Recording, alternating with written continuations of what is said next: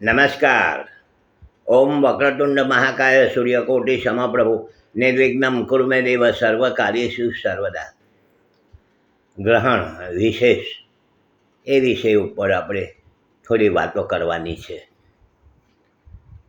સૂર્યગ્રહણ મહા મહિનો અત્યારે ચાલી રહ્યો છે, એટલે મહા મહિનાના અમાસને દિવસે, કૃષ્ણ પક્ષ અમાસને દિવસ મંગળવાર, મહાવદ અમાસ મંગળવાર અને તારીખ 17/2/2026ના રોજ સૂર્યગ્રહણ થવાનો છે.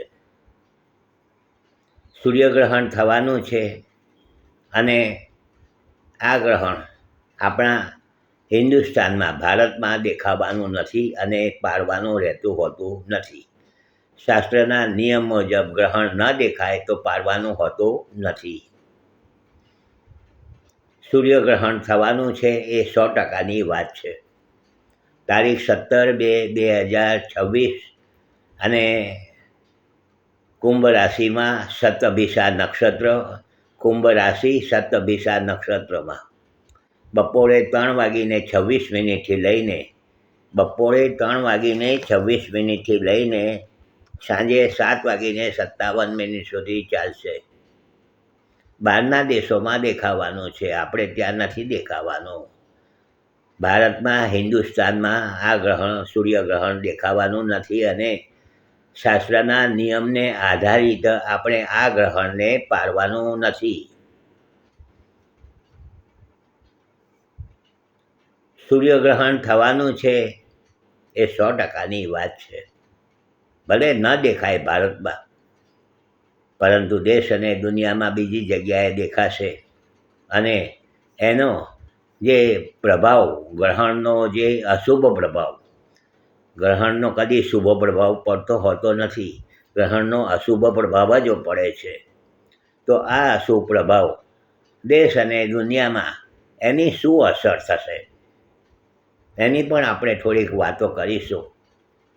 તો સાથે મારે જણાવવું જોઈએ કે આ 17 તારીખે જે ગ્રહણ થવાનું છે મંગળવારે, તો ત્યાર પછીના સમયમાં ફાગણ મહિનાના પૂનમને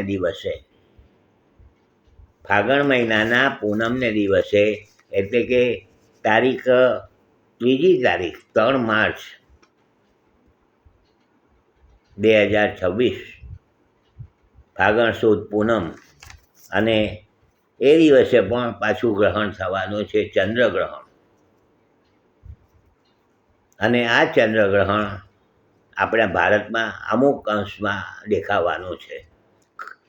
આને ખગાશ ચંદ્રગ્રહણ કહેવાય છે. તો આ ગ્રહણ, ચંદ્રગ્રહણ થવાનું છે મંગળવારે 17 તારીખે. સૂર્યગ્રહણ પેલું પણ જે આપણે કહીએ છીએ કે ભાઈ પેલું થવાનું છે, તે પણ મંગળવાર છે, એ પણ મંગળવાર આવશે. અને એ ગ્રહણ આપણા ત્યાં ભારતમાં અમુક અંશે દેખાવાનું છે અને પાળવાનું રહેશે. 3 માર્ચે જે ગ્રહણ થવાનું છે, ચંદ્રગ્રહણ, એનો પ્રભાવ આપણા ભારતમાં પડવાનો છે, દેખાવાનો છે અને પાળવાનો રહેશે. પરંતુ આ જે ગ્રહણ થવાનું છે, સૂર્યગ્રહણ પ્રથમ થશે અમાસનું અને ચંદ્રગ્રહણ પછી થશે. તો નજીકના સમયમાં, 1 મહિનાની અંદર 2 ગ્રહણો થવાના, સૂર્યગ્રહણ અને ચંદ્રગ્રહણ.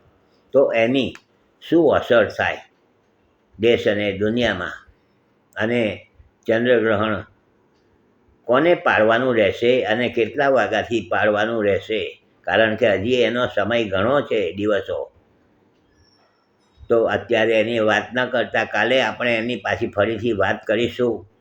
જોડાયેલા રહેજો. હસમુખલાલ ઝવેરીના સૌને નમસ્કાર. જય શ્રી કૃષ્ણ. ઓમ નમઃ શિવાય.